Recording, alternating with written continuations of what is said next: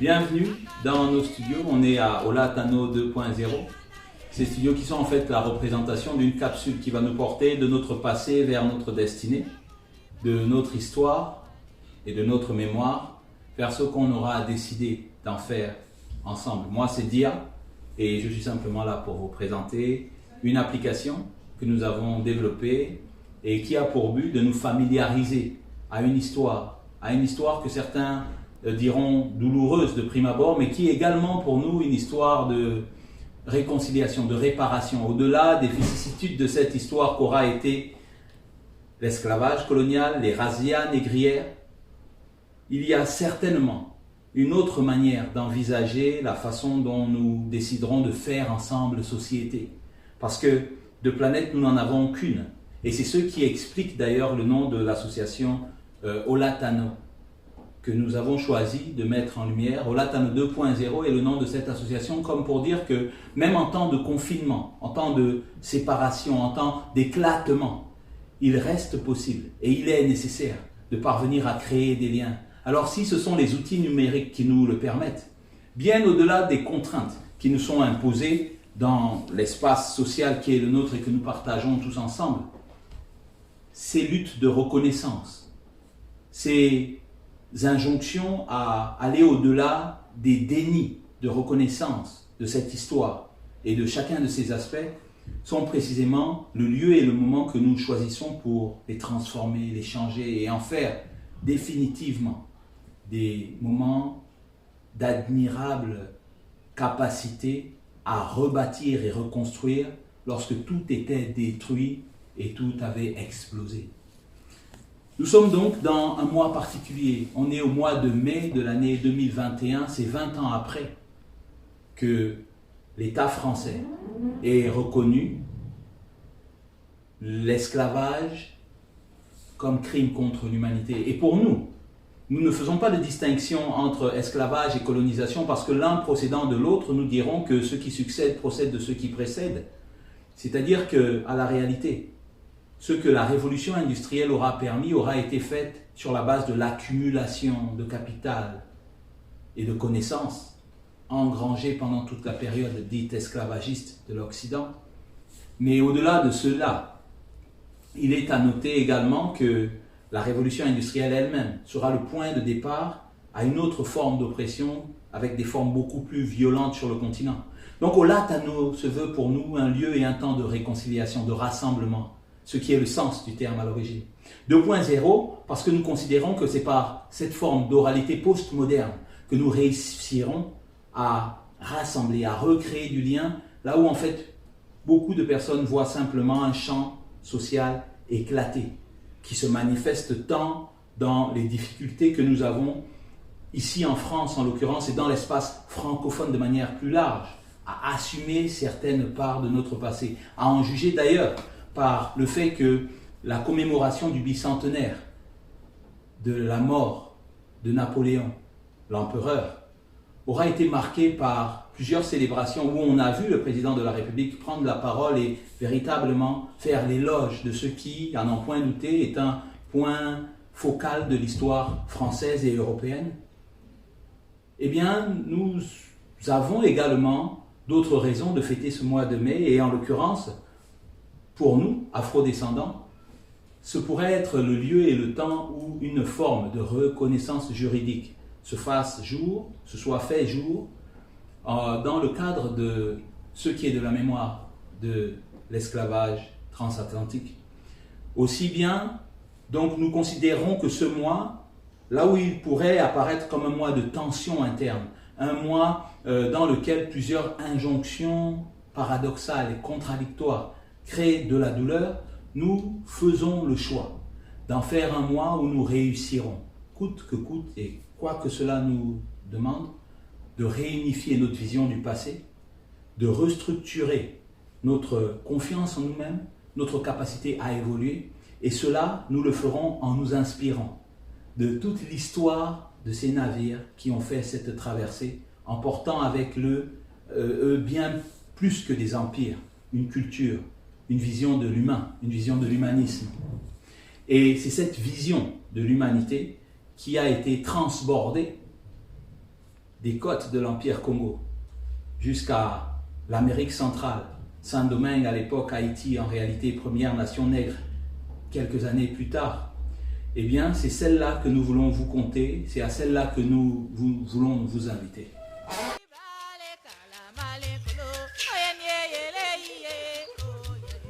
Donc l'association Olatano 2.0, comme je le disais tout à l'heure, tire son nom d'un terme qui est en fait né sur les vestiges de l'Empire Congo, le pays des hommes léopards, des hommes panthères, le pays Ngoï, comme dirait un de nos penseurs, un de nos pères, qui s'appelle Pierre Claver, à Kendenge, qui a été, il y a peu de temps, célébré à l'occasion de son anniversaire dans le cadre d'un événement que nous avons eu le plaisir d'accompagner qui s'appelle Olatano.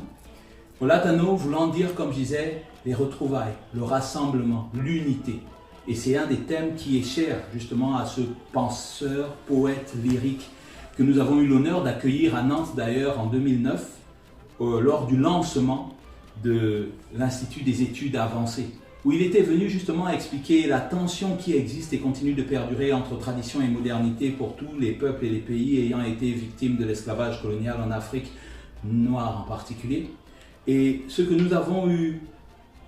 à retenir et à célébrer au travers non seulement de son passage dans ces lieux mythiques, ces lieux de mémoire, ces lieux d'histoire que nous avons reçus en héritage, eh bien c'était qu'il nous fallait être en capacité d'unifier ce que bien souvent nous avions tendance à séparer, voire à opposer, mais que cette unification demandait une clarté quant au terme du processus par lesquels nous voulions reconnaître qui nous sommes et qui nous sommes appelés à devenir dans cette civilisation dite de l'universel. Qu'est-ce que nous mettions sur la table? Comment est-ce que nous prenions le contrôle du discours et du propos qui était produit sur nous? Et c'est ainsi que, à cette époque particulière, le terme Olatano avait déjà effleuré notre esprit et qui nous avait fait réaliser que, bien que nous sommes plusieurs parties bien souvent considérées comme éclatées, nous ne formons qu'un. Et que de la même façon que des rivages du peuple Congo, d'Angola, du Mont Mayombe, de Mayumba, le peuple Ngoï pouvait avoir essaimé en fait, au-delà des océans, au-delà de l'Atlantique aussi,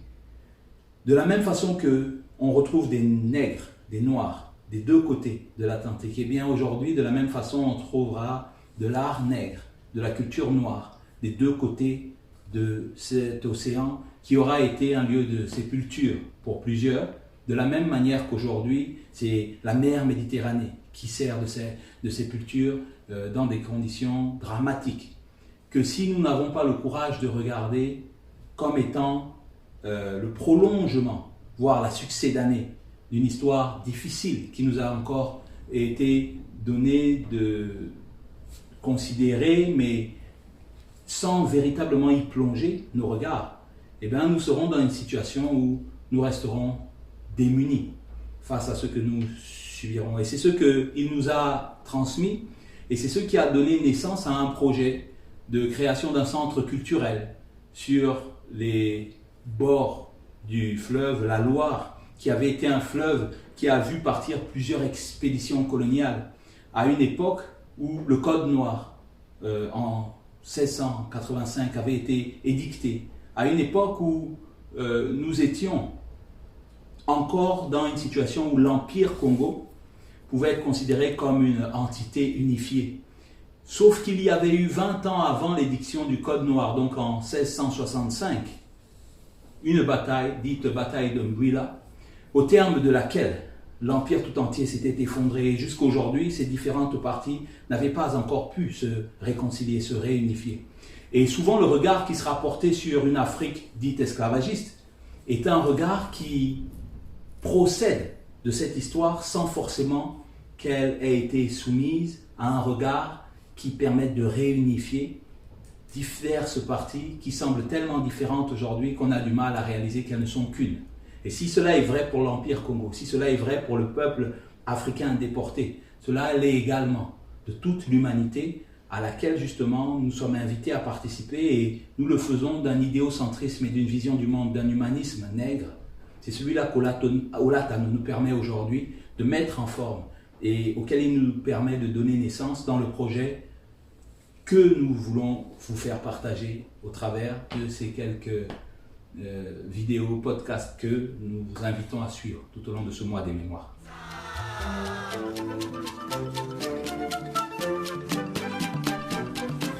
Donc, après cette période allant du mois de mars 2009 au mois de mai,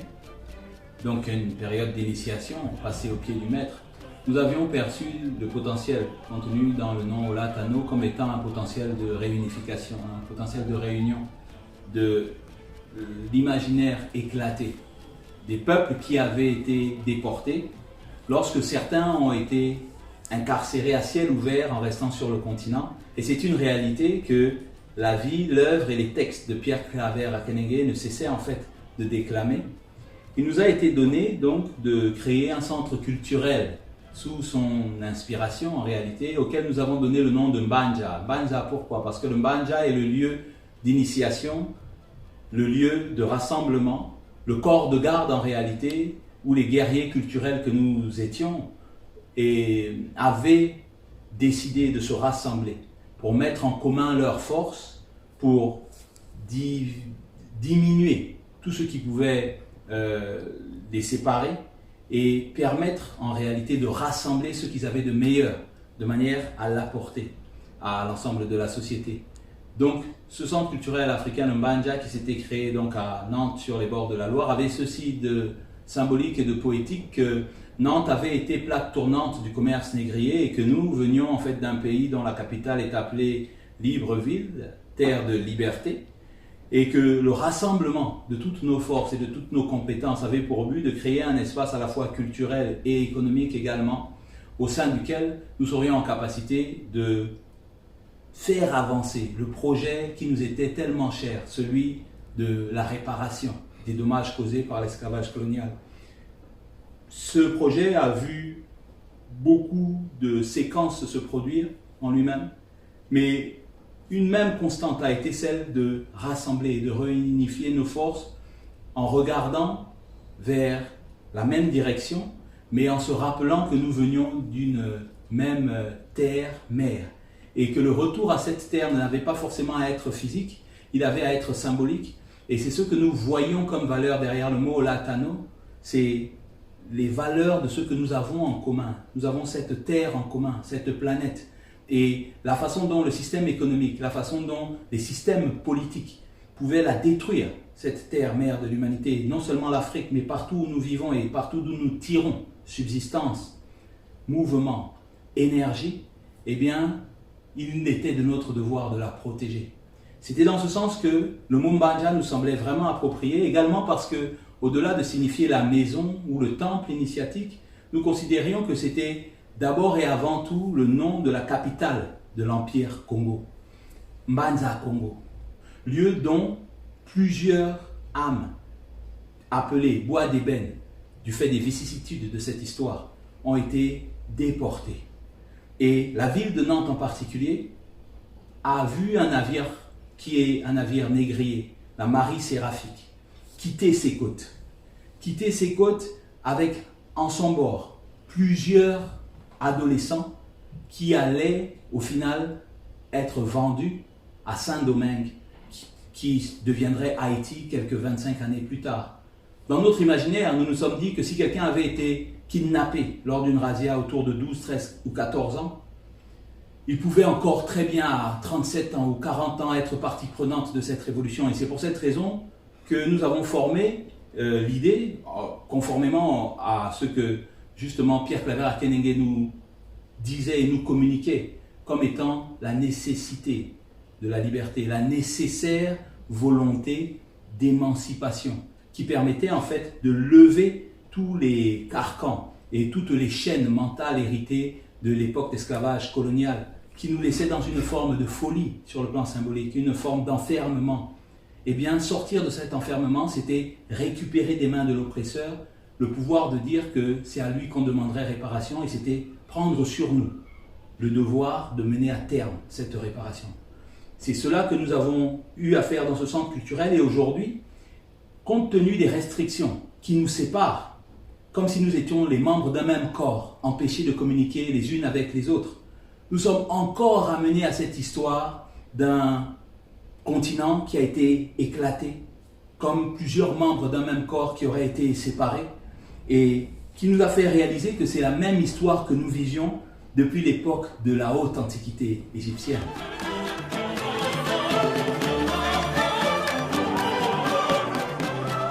Et c'est comme ça qu'aujourd'hui, l'association Olatano 2.0, qui se veut justement en période de confinement, donc de dissociation les uns des autres dans l'espace social, donc de séparation de chacun des membres du corps social, nous rappelait que de la même manière qu'à l'époque des navires négriers, des villages entiers étaient déportés, des pères, des mères, des enfants étaient séparés, et que on avait l'impression que c'était des marchandises qu'on transportait. Nous voulons en fait rendre à cette humanité la noblesse qui est la sienne, et que l'Ubuntu qui nous définit est précisément celui qui, depuis la haute antiquité égyptienne, était présente dans les mythes qui représentent l'ancêtre Osiris, comme ayant été trahi par un de ses frères, dont le corps ensuite aura été démembré et éparpillé, mais que grâce à son épouse, sa femme et sa sœur, il aurait eu le potentiel et la capacité de ressusciter de lui-même, parce que justement ces différentes parties éclatées pouvaient se retrouver dans ce qu'ils avaient d'essentiel. Eh bien, c'est ce mythe qui nous a fait réaliser que dans chaque bois d'ébène qui était transbordé se cachait en réalité une divinité. Que dans chaque corps noir qu'on avait décidé de rendre esclave, il y avait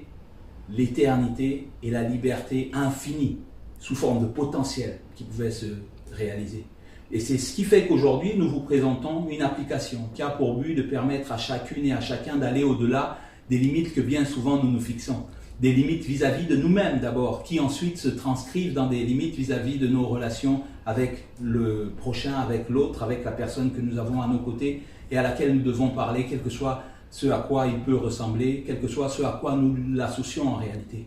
Et c'est pour permettre que toutes les tensions et tous les risques associés à notre communauté de destin. Pourquoi ce sont des risques? Eh bien, c'est parce que si nous n'avons pas traité ce que nous avons hérité du passé et qui reste douloureux dans bien des cas, eh bien, on parlera toujours de personnes issues de l'immigration, on parlera toujours de quartiers dits sensibles et qu'on associera peu ou prou à une origine infamante, celle de l'étranger, de l'immigré et de l'autre. Et c'est précisément pour rendre cette histoire non seulement présente, mais cette histoire potentiellement source de réunification, de réconciliation de chacun avec lui-même, de l'ensemble de la société avec son histoire et de ce que nous sommes aujourd'hui avec ce que nous pourrons faire demain, que nous proposons une application qui pourra servir à des jeunes de 7 à 77 ans, qui devra donc être en capacité d'associer le mouvement dont nous sommes privés quelquefois du fait des restrictions que nous avons lorsque c'est des temps de confinement. Mais nous faisons le choix aussi de présenter cette application sur les réseaux sociaux en prenant comme repère la date de réouverture du musée des Ducs de Bretagne de Nantes, qui est un des musées qui, avant l'heure, a eu à cœur de réaliser ce devoir de mémoire et de transmission du patrimoine qui est le nôtre et qui est un patrimoine nantais, mais également un patrimoine africain, un patrimoine américain et en réalité un patrimoine de l'humanité dans ce que ça a permis de créer comme structure politique, économique, culturelle, symbolique de la société que nous habitons. Si ce monde dans lequel nous vivons, nous choisissons d'en faire un monde au sein duquel le risque est maîtrisé, le risque en tout cas qu'il y ait des explosions est associé à certaines précautions que nous prendrons par l'éducation que nous donnons,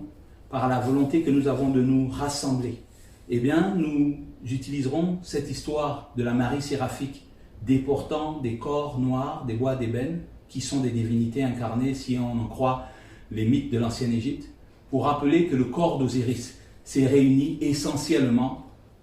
grâce à l'action d'Isis et que c'est Horus, par la lutte qu'il a menée en permanente, qui a permis d'atteindre et d'accéder à cette liberté à laquelle nous souhaitons tous que nous puissions parvenir.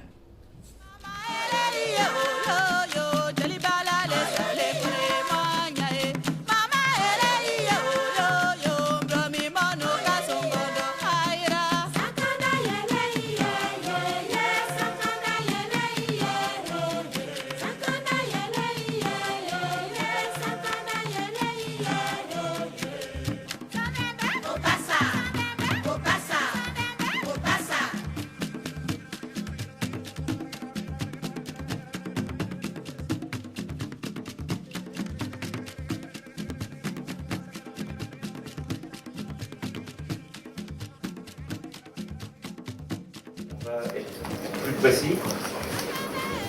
on est réunis depuis quelques années autour de la marche des esclaves. Il n'y aurait pas de marche des esclaves sans une loi qui a été, qu'on appelle aujourd'hui la loi Taubira. Il n'y aurait pas de loi Taubira sans un certain nombre d'événements politiques et sociaux. Et en fait, il n'y aurait rien de tout cela si sur les bateaux, les captifs ne s'étaient pas régulièrement révoltés.